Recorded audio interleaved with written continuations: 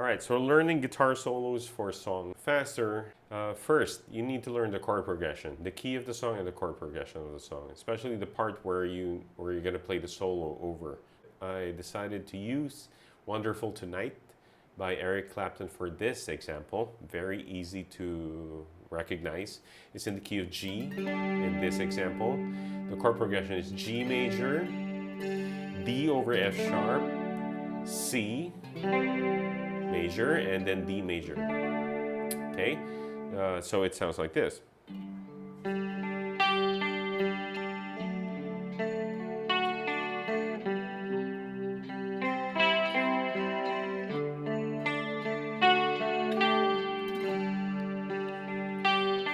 All right, that's the chord progression.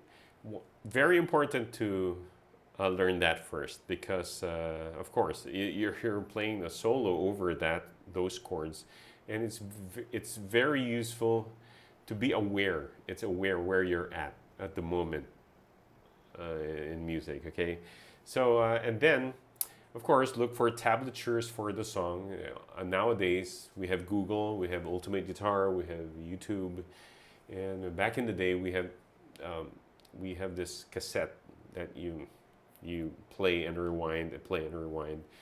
And if you don't have a rewind option for your recorder or player, you rewind it with a pencil or a ball pen. Okay, but yeah, but now it's easy. It's easy. It's quite easy to look for tablatures. Yeah. So the first part,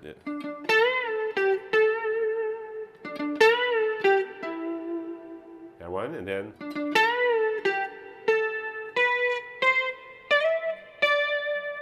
Right. So this is very good for. This is a very good example for beginners who wants to play solo, lead guitar. Okay. Now, how do we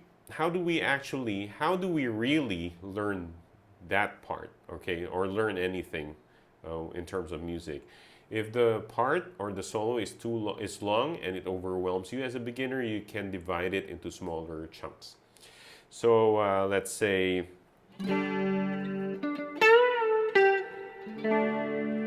just that part, okay, that first.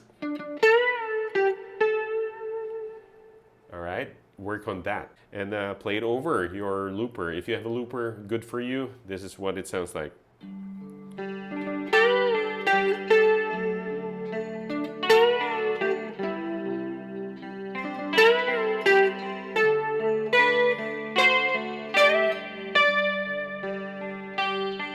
All right, so if you can play the whole riff or the whole solo, that part, in one go, good.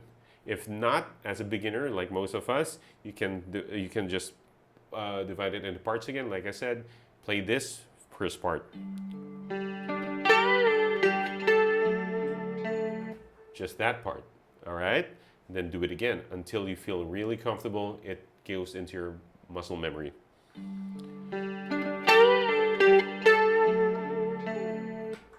If you're having trouble with that, you can even divide it in smaller chunks. So.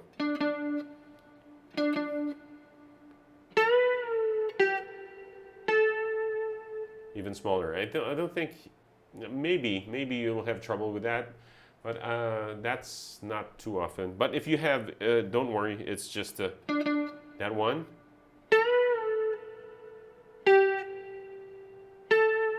That's really dissecting it, okay? And then put them all together. Like that. So you need to learn the bends, full bend or half bend, or double full bend. Don't do that, just a bend, full bend. And then bend down, pull off. It's not actually a pull off, just remove your finger and play the 12th fret, pluck the 12th fret, and then back, 14, okay? So, all right, let's hear it again with the backing track.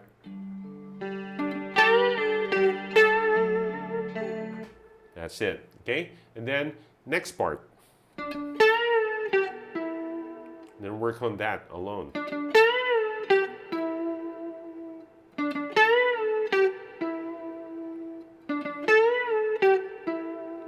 I noticed that you repeat it 4 times minimum. And that's a good start because it will build muscle memory.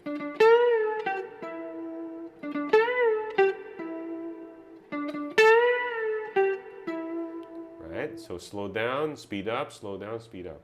Let's put them together from the beginning up to this part.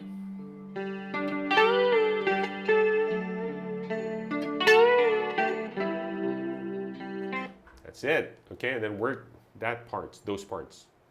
Next.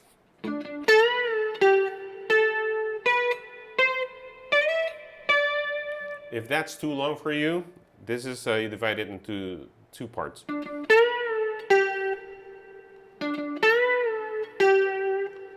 Next. You can do that. Maybe three parts, okay? And then the last part. So you have.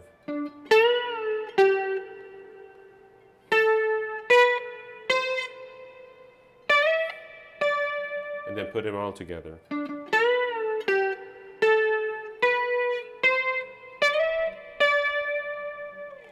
All right, let's hear it with the backing track, the whole thing.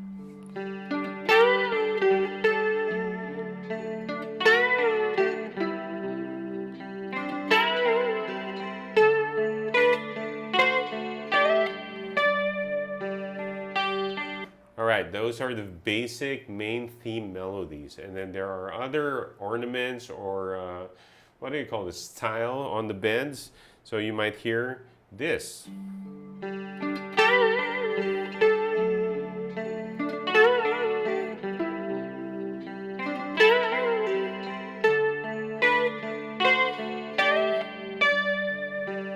So I just exaggerated the double bend.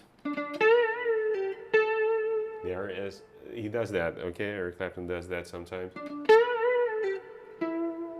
There, okay? So that's for later when you master the basic melody theme.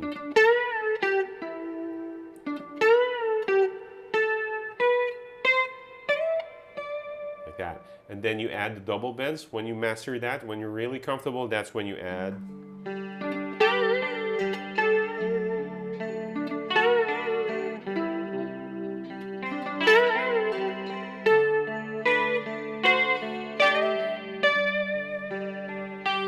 All right, I just exaggerated the bends so you can hear it, okay? But you can do it a little subtly.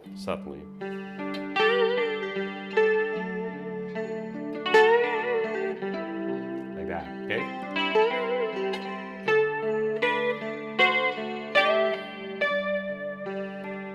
There you go. Let's make it dirty.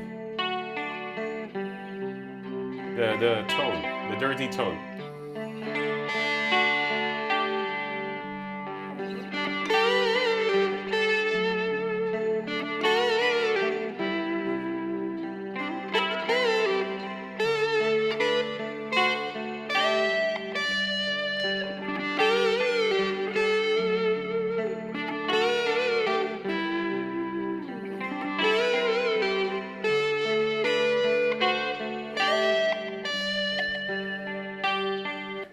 There you go. So I hope this helps you out. Have a good time working that out, and I'll see you in the next lesson. Good luck.